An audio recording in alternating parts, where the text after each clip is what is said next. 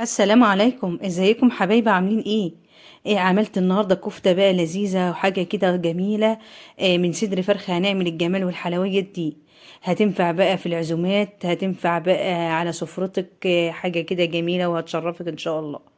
طريقه يا جماعه سهله وبسيطه خالص، مش هتاخد منك اي وقت، وفي نفس الوقت طعمها جميل قوي.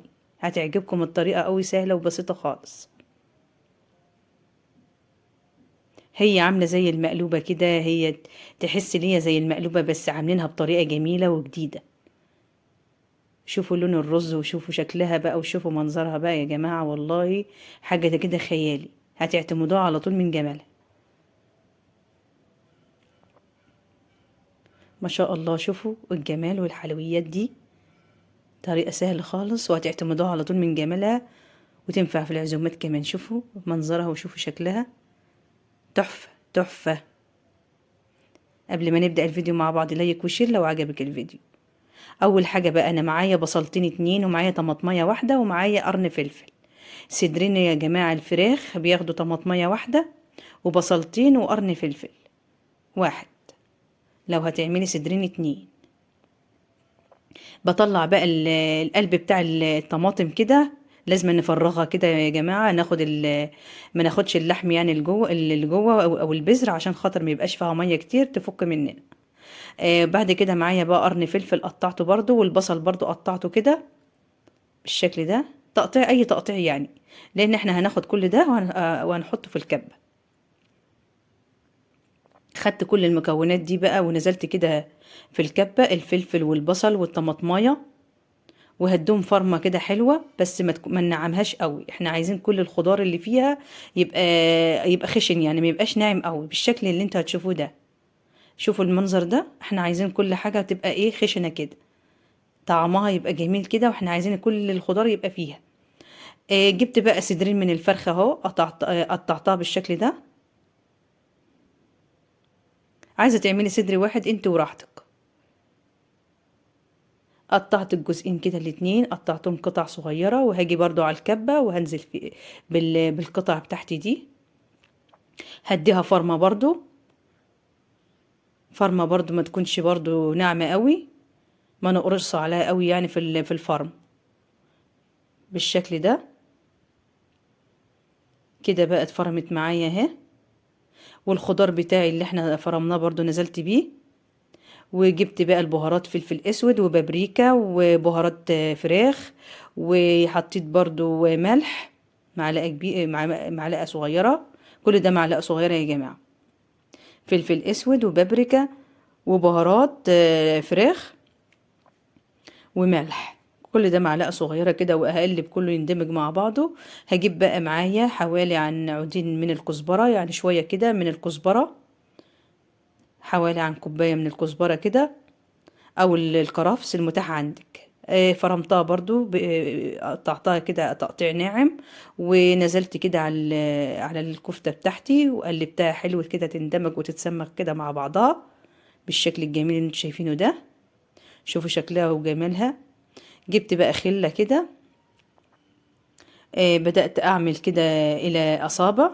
بالشكل ده. بتصبعيها عادي خالص، بتصبعيها كفتة كده صوابع. بالطريقة دي. عملت كل الكمية كده بنفس الطريقة اللي انتوا شايفينها دي، خلصت كل الكمية كده بنفس الطريقة. دخلتها التلاجة بس حوالي عن نص ساعة ترتاح شوية. على ما اعمل الرز بتاعي. جبت بقى الحلة على النار، نزلت بمعلقتين من الزيت، نزلت بمعلقة كبيرة من السمنة البلدي او اي نوع سمنة عندك، ونزلت ببصلاية كبيرة برضو مفرومة او متقطعة المتاح عندك. فرمتها كده ونزلت بيها، اديها تشويحة حلوة كده. لحد ما تدبل معايا كده وتبدأ تدبل. هبدأ انزل بالبهارات، بابريكا برضو معلقة صغيرة، وفلفل اسود معلقة صغيرة. وبرضو مع ملح. معلقة كبيرة شوية، لان احنا كده هنظبط الملح بتاع الرز. اديتها تشويحة حلوة، ونزلت بمكعب من المرقة. برضو يديها تست حلو كده وطعم. اديتهم تشويحة حلوة كده حوالي عن 10 دقايق كده على النار. كنت بكون غاسلة بقى الرز بتاعي. ده رز مصري يا جماعة، ممكن تستعملي رز بسمتي المتاح عندك. غسلته حلو الاول، وبعدين نشفته من الميه ونزلت بيه كده واديته تشويحه برضو على النار شويه. بكون غاليه معايا ميه وبنزل بيها. العقد اللي انتوا بتعملوه عادي بتاع الميه بتاعتك بتاعت الرز. هغطي عليه بقى وهسيبه بقى لحد ما يتشرب خالص ويتردد معايا. بعد كده بجيب بقى طاسة وهبدأ أحمر ايه بقى الكفتة بتاعتنا. حطيت معلقتين كبار من السمنة البلدي أو أي نوع سمنة عندك أو زبدة. هديتها كده، هديها بقى تحميرة حلوة كده من كل الاتجاهات. هنحمر الكفتة كده تدينا لون بقى شكله حلو كده. هبدأ أقلبها كده من الوقت للتاني لحد ما تاخد اللون.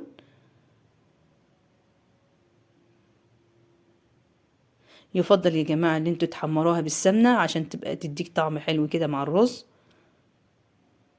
وبتكوني مهدية البوتاجاز شوية علشان خاطر تاخد وتدي كده وتستوي كده وتتحمر في نفس الوقت.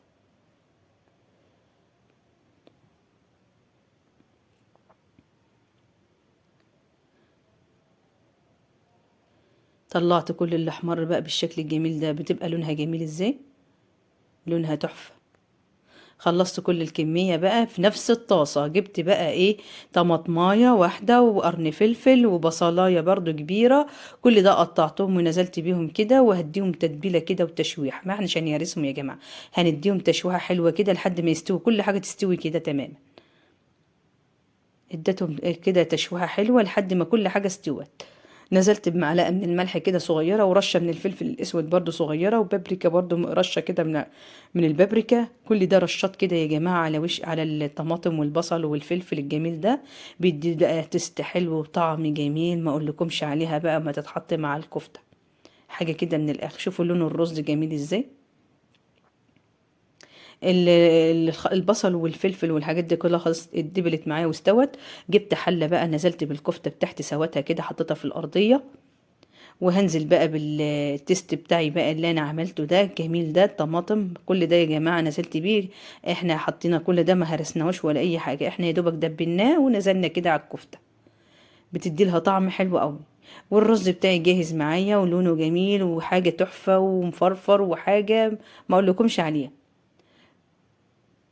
شوفوا جمال الرز وشوفوا لونه وشكله عامل ازاي. والله يا جماعة تحفة تحفة. جربوا الطريقة دي مش هتندموا ابدا. هتعجبكم وهتعجب كمان ضيوفكم لو انتوا عاملين عزومات ولا اي حاجة. حد نزلت بالرز كده وضغطت عليه حلو. وجبت بقى الصينية بتاعت التقديم بقى، وبدأت أقدم عليها كده بالشكل الجميل ده. تحفة تحفة طعم وشكل وكل حاجة حلوة. ما اقولكمش على الطعم ولا جمالها بقى. لايك وشير لو عجبك الفيديو.